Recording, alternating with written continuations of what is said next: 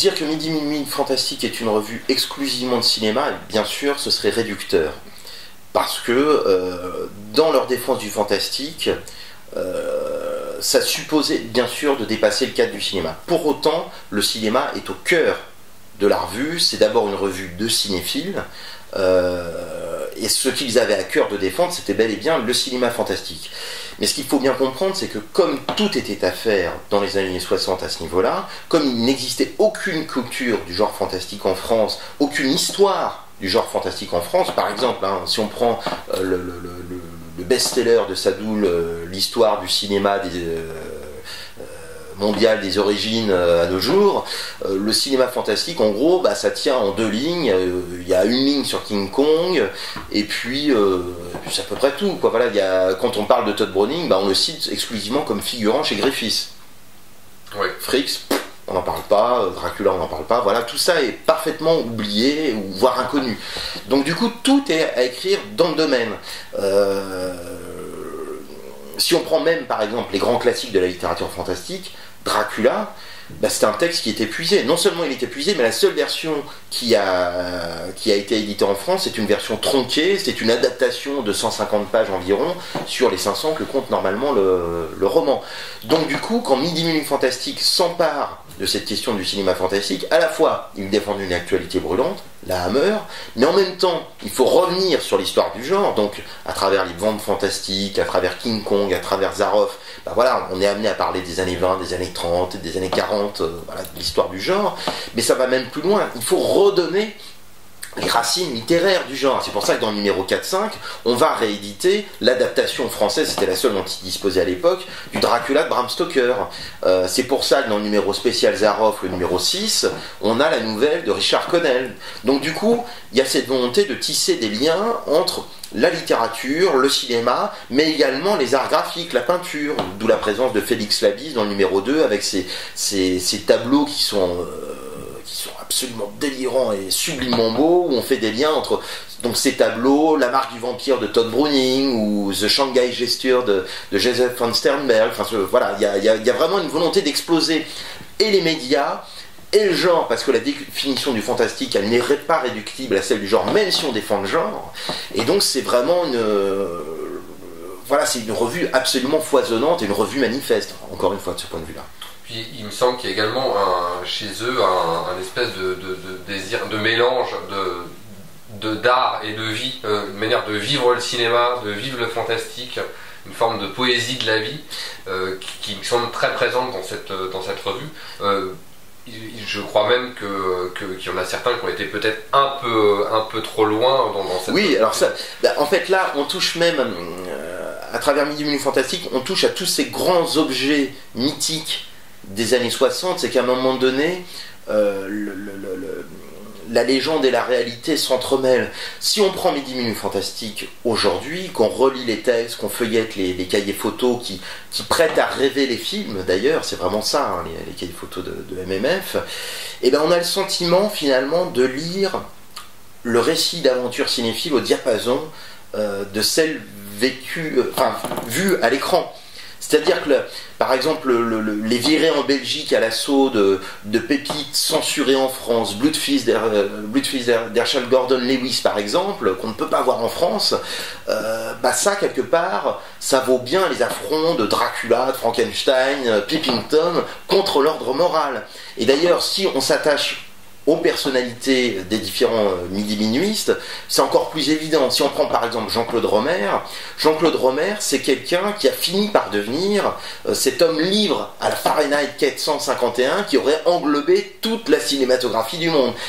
Jean-Claude Romer, c'était un filmographe exceptionnel, ça a été l'un des premiers à pouvoir recenser toute la filmographie de Todd Browning, de Terence Fisher, etc. Et c'est quelqu'un qui, par la suite, a fait les fiches de Monsieur Cinéma dans les années 70. Mais lui, c'est vraiment ça, c'est l'homme libre à la Fahrenheit 451. Si on prend Alain Lebris, lui, donc le co-rédacteur en chef des tout premiers numéros avec Michel Camp, lui, c'est quelqu'un qui s'est aventuré extrêmement loin sur le terrain des paradis artificiels. Il y a certains textes de Midi Minuit qui sont écrits sous substance hallucinogène, c'est absolument évident. Non seulement il s'est aventuré très loin, mais il s'est même aventuré trop loin, il a fini par se perdre définitivement d'ailleurs là-dedans, il a fini par en mourir, hein, tout simplement, Alain Lebris. Si on prend Jean Boulet, alors lui, c'est l'identification au monstre qui l'a poussé extrêmement loin.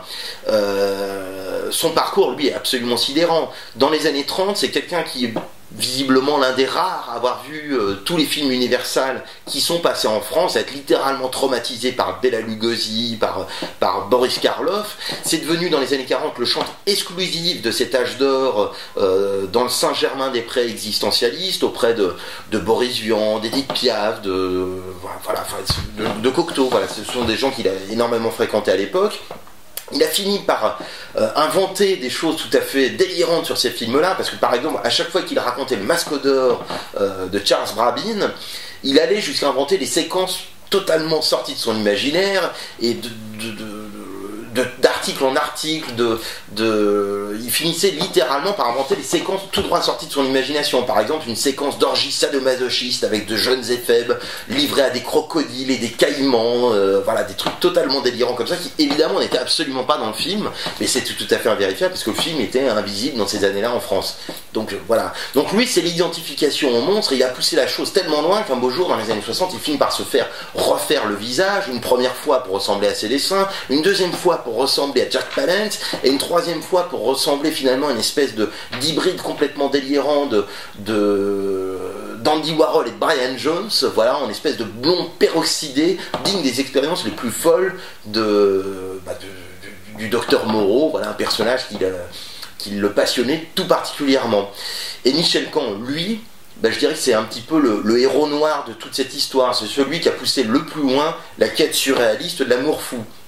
Son parcours midi-minuiste, lui, l'a mené jusqu'à la femme fantasmée, Barbara Steele, qui était en réalité la vraie cause de la création de la revue. C'est elle, il a créé cette revue dans l'espoir fou, un jour, de la rencontrer. Ce qui a fini par arriver, il a eu une aventure avec elle, mais son midi-minuisme, Michel Caen, l'a poussé également jusqu'à rencontrer non plus seulement la femme fantasmée, mais la femme épousée, Geneviève Collange, qui elle était celle qui a écrit les plus belles lettres du courrier des lecteurs de Midi-Minuit. Il y a le plus beau texte jamais écrit sur la salle, le Midi-Minuit, c'est elle, Geneviève Collange, qui l'a écrit dans le numéro 14, d'une longue lettre qui a été publiée dans la revue, et donc il a fini par l'épouser. De ce point de vue-là, quand on s'attache un petit peu à toutes ces personnalités, je pense que Midi-Minuit Fantastique, aujourd'hui, c'est l'antidote absolu contre les pires travers de la geek culture, qui a parfois tendance à transformer les aventuriers de la marge en sinistres experts, ou en adeptes du classement, de la règle, de la frontière. Enfin, voilà, et donc de ce point de vue-là, je dirais que Midi-Minuit Fantastique, c'est une traversée du miroir sans cesse renouvelée. C'est pour ça que c'est un mythe. Toujours aujourd'hui. C'était un mythe dès l'époque, c'est un mythe toujours aujourd'hui, et voilà, ça fait partie de ces objets fascinants, propres aux 60s, propres à la contre-culture, qu'on peut mettre en parallèle avec l'aventure de rock'n'roll, qu'on peut mettre en parallèle avec tout ce qui relève de la contre-culture des années 60 et qui mène à mai 68, bien sûr. Alors, est-ce que tu pourrais me parler des particularités de ce deuxième trésor? Alors, par rapport au premier. Alors d'abord, ce qu'il y a en commun, on a procédé exactement de la même manière, à savoir, on a restauré l'ensemble des photos, on a essayé de retrouver toutes les photos chez les collectionneurs, on les a retouchées en HD pour que ce soit vraiment le plus beau possible. On a restauré tous les éléments graphiques de la revue d'origine, à savoir les titres, les pavés de presse, les couvertures, les sommaires, les pubs, etc., etc. On a ressaisi tous les textes, on a essayé d'homogénéiser les titres de films, parce que parfois c'est en anglais, en italien, parfois en français. Donc on a remis vraiment toujours les titres de la même manière, etc., etc. On a trouvé du matériel inédit. Dans la plupart des cahiers photos, il y a des ajouts ici ou là, quelques pages de photos qui n'y étaient pas, ou alors des ajouts de couleurs aussi, certains documents qui étaient en noir et blanc là, qui sont repassés en couleur. Donc ça, c'est ce qu'il y a de vraiment commun au premier volume. Maintenant, l'évolution, c'est aussi l'évolution qui était celle de Midi-Minuit, et ça c'est très intéressant, c'est que les premiers numéros, ils se font en gros dans les années 62-63, à un moment où toute cette histoire du fantastique n'a jamais été écrite, n'a jamais été faite, tout simplement.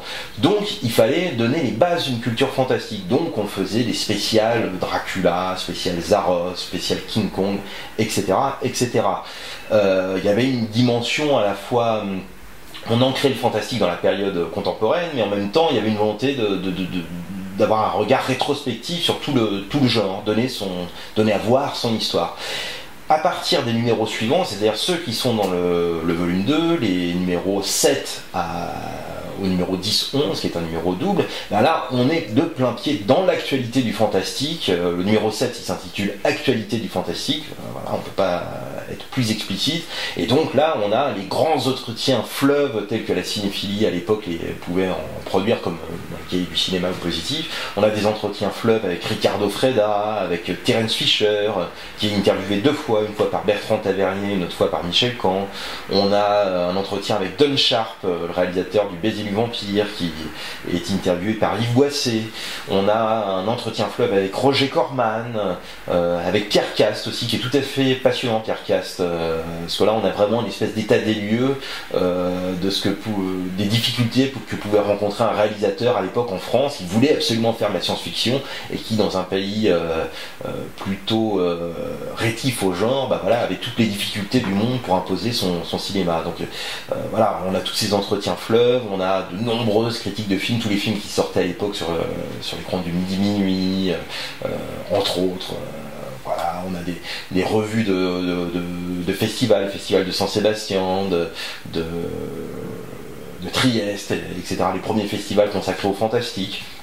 On a également, on perd pas de vue non plus la notion un peu thématique, parce que par exemple il y a ce célèbre numéro 8 qu'on retrouve dans le livre, qui était le mythique et introuvable numéro 8, selon la formule consacrée à l'époque, c'était un spécial érotisme et épouvante dans le cinéma anglais. Donc là, on a à la fois vraiment une manière de se focaliser sur l'actualité du genre, c'est-à-dire Le Voyeur de Michael Powell, Crime au musée des horreurs d'Arthur Crabtree, L'impasse aux violences de John Gilling, Les Chevaliers du démon, le Cirque des horreurs, etc., etc. Enfin, tout ce cinéma d'horreur qui n'était pas celui de la Hammer, mais un cinéma d'horreur anglais concurrent à l'époque, et en même temps, voilà, une focalisation thématique, l'épouvante et l'érotisme. De mots, ben voilà, quelque part, c'est sade à l'écran, c'était ça l'idée, très clairement. C'est le prototype de la dimension sadienne de midi minuit. Oui, très clairement, ouais. Et avec je crois, des suppléments également, des suppléments inédits, d'autres entretiens, je ne sais pas si on... Oui, alors... Les autres ajouts de ce volume 2, dans le premier volume on avait un chapitre qui s'appelait L'entracte du midi minuit, qui était une manière d'offrir des textes et des photos inédits soit d'hier, soit d'aujourd'hui d'ailleurs, parce que je signe des textes aujourd'hui dans cette rubrique. Pour ce deuxième volume, on a encore davantage développé cette rubrique. Cette fois, l'entracte du midi minuit fait une 50aine de pages. On retrouve le tout dernier texte écrit par Michel Camp, qui est un hommage érotomane à Sylvie Bréal, actrice qu'on a pu croiser chez Jean-Pierre Mocky, chez Benazeraf, entre autres. Il y avait un manque à l'époque dans la collection midi minuit, parce qu'ils ont en gros fait tous les grands entretiens avec les grands réalisateurs fantastiques de l'époque. Midi minuit les a fait, sauf un. Et ce cinéaste qui manquait à l'appel, c'était Mario Bava. Et bien désormais, on a Mario Bava dans Midi Minuit. On a retrouvé un entretien fait par Ornella Volta, qui nous a très gentiment, nous a donné très gentiment le droit de le reproduire dans ce volume 2. Donc on a un bel entretien carrière avec Mario Bava, réalisé en 71, voilà. Et puis il y a un texte que je signe, cette fois sur un film méconnu et pour cause, parce que non seulement personne ne l'a jamais vu en tant que tel, mais en fait il s'agit d'un film inachevé.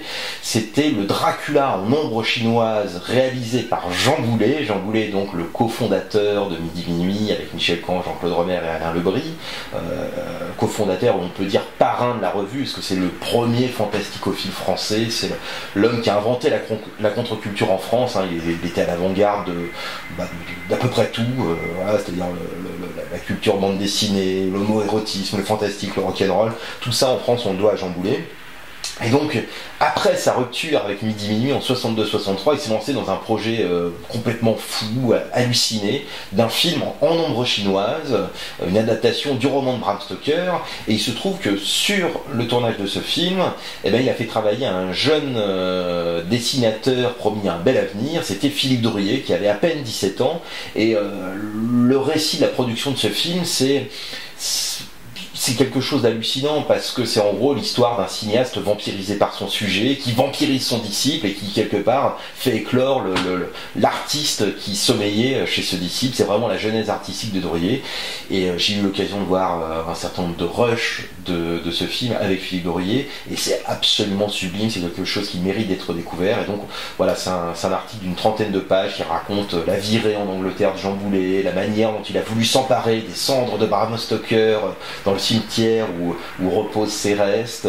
Il y a toute sa correspondance à l'époque avec Drouillet, où on voit ses passions du moment, ses colères, ses enthousiasmes, quand il découvre notamment dans un ciné-club privé un certain nombre de films avec Bela Lugosi. Il délire totalement sur White Zombie par exemple, où il écrit: ce film est hallucinant, c'est le plus beau film que j'ai vu de toute ma vie, on y voit une héroïne errant dans un couloir avec une robe dont la traîne fait 15 mètres de long, etc. Enfin bref, c'est du Boulet pur jus.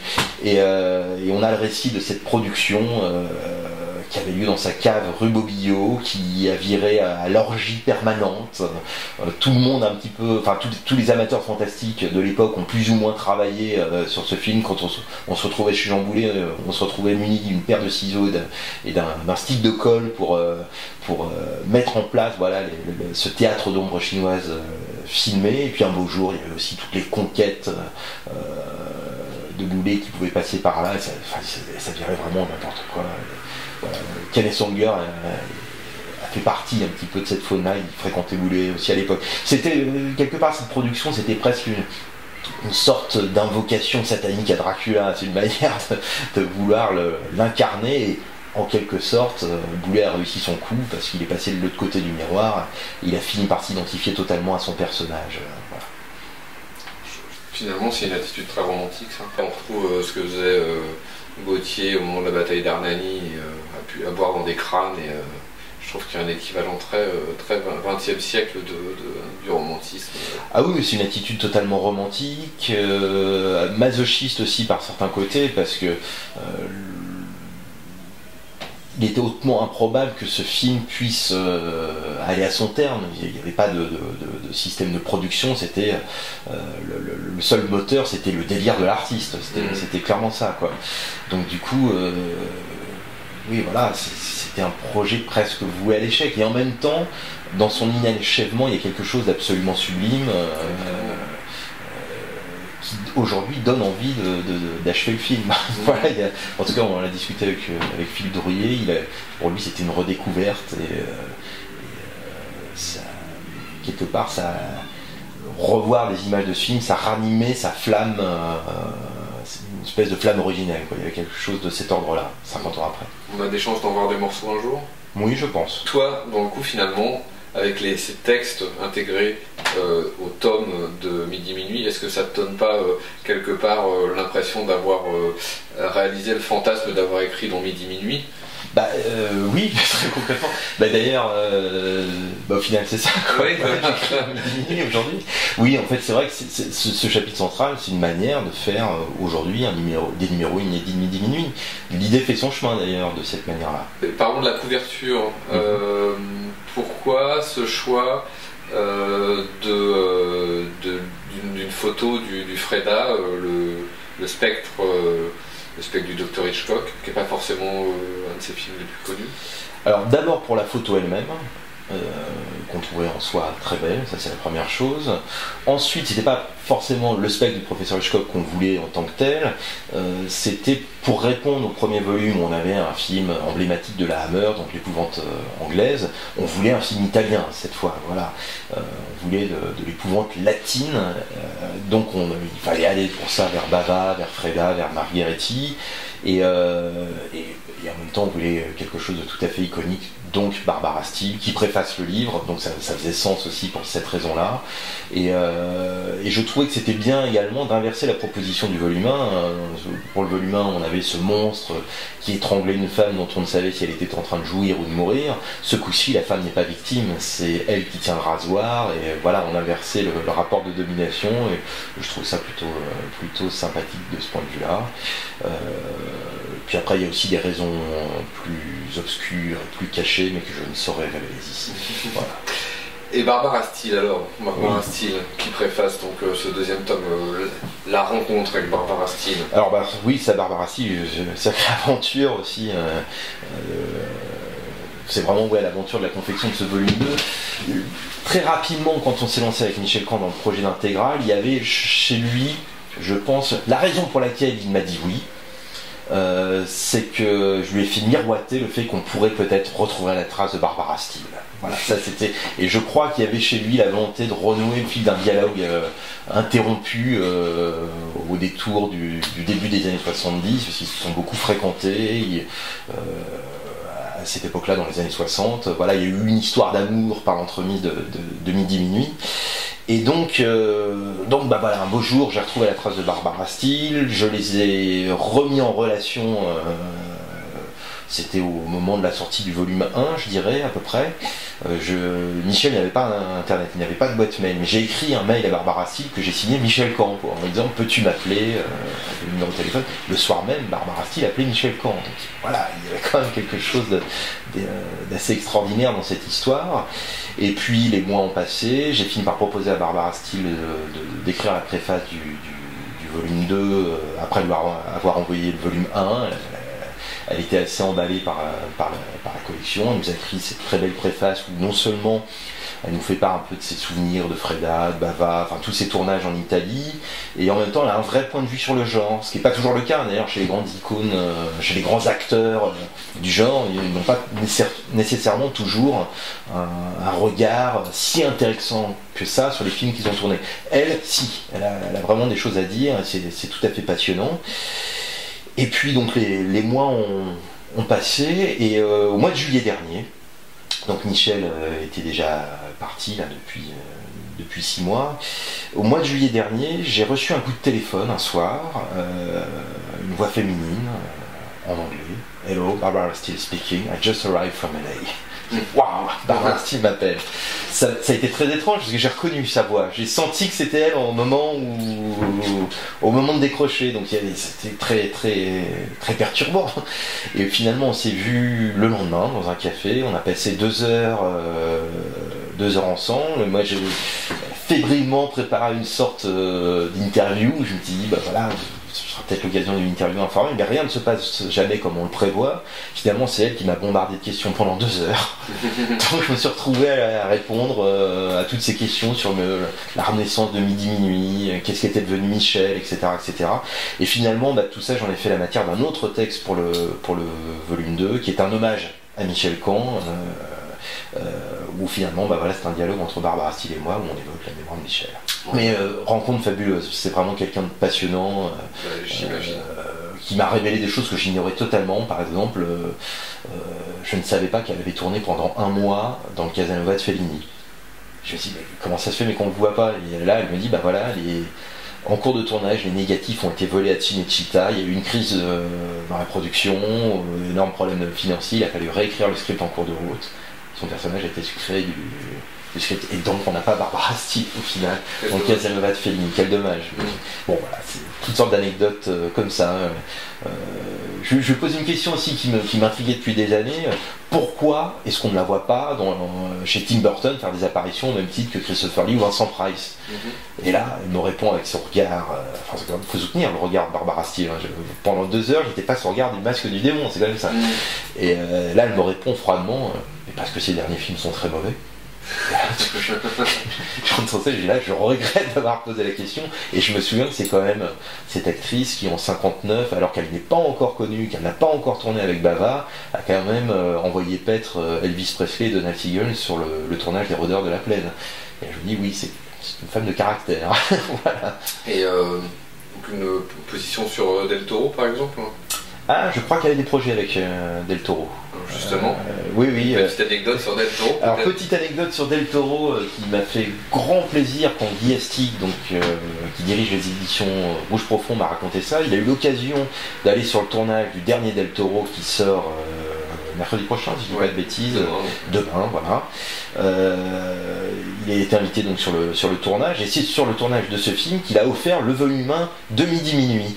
Et quand Guillermo del Toro a vu le bouquin, il s'est arrêté, il a fait poireauter toutes ses équipes, il a pris le bouquin, il a déblistérisé, il a commencé à s'exclamer Terence Fisher, j'adore Terence Fisher, Midi Minuit, j'adore, j'ai toute la collection. Et pendant un quart d'heure, il était là à regarder le livre alors que tout le monde attendait de tourner la prochaine séquence. Voilà, c'est une belle anecdote. Je trouve que la sortie de ce tome 2 est teintée par une forme de mélancolie liée à ces derniers mois quelques disparitions importantes qui sont à mon avis des reflets de plusieurs âges d'or. La disparition de Christopher Lee, l'âge d'or des années 60-70, et puis en relais la disparition de Wes Craven, donc 70, 80, 90. Avec au milieu celle de Michel Caen faisant en quelque sorte c'est même lui qui a lancé hélas cette vague-là, quelque part. Il est décédé au mois de décembre, Michel, et 6 mois après on a Christopher Lee effectivement, et les choses se sont enchaînées. Il n'y a pas de lien de cause à effet bien évidemment, mais c'est vrai que la disparition de Christopher Lee, ça aussi ça a été étrange. Alors moi j'ai vécu de manière très bizarroïde. Je participais à un colloque consacré à la Hammer, qui était le premier colloque organisé en France sur la Hammer. C'était organisé par Mélanie Galdo et Mélanie Boissonneau. C'était au mois de juin. Et il y avait une projection un soir au Grand Action. C'était le cauchemar de Dracula. Et donc je participais à cette projection. Il y avait une table ronde en début de projection avec Caroline Munro, Christophe Lemaire, etc., etc. Et je crois qu'au moment où Dracula mourait à l'écran, Christopher Lee mourait réellement. C'était quand j'ai appris le lendemain qu'il était mort la veille, c'était un sentiment très étrange. Ouais. Beaucoup de peine d'ailleurs à y croire. On a tellement vu renaître de ses cendres que il y avait une espèce d'impossibilité à dire que non, c'est vraiment fini. Voilà, on s'était tellement habitué à le voir, y compris devenir une icône du mal pour les gamins de 10 ans encore aujourd'hui avec le Hobbit, ou il y a 10 ans Star Wars, Seigneur des Anneaux et compagnie. Enfin voilà, il était increvable. Quoi, voilà. Donc oui, quelque part ça doit augmenter l'impression d'archives, de pages tournées finalement, le fait de sortir Midi Minuit et parallèlement de voir ces figures éternelles s'éteindre. Oui, et en même temps, comment dire, en travaillant sur Midi Minuit, moi j'ai toujours eu le sentiment de ne pas m'attacher au passé, mais d'essayer de rendre intelligible quelque chose qui à l'époque a initié notre modernité, enfin la modernité, voilà, une modernité dans laquelle on vit toujours. Voilà, donc quelque part, moi ce qui m'intéressait, c'est ce qui était toujours actuel, dans le regard, dans ces films, dans la manière dont on pouvait en parler, etc. etc. Et je crois que le fait de voir cette page se tourner, parce qu'elle se tourne physiquement avec la disparition des uns et des autres, n'enlève rien à cette modernité. Voilà, au contraire, ça rend les choses encore plus. Cette modernité est encore plus perceptible finalement. Voilà, aussi éternelle que Dracula. Exactement, voilà.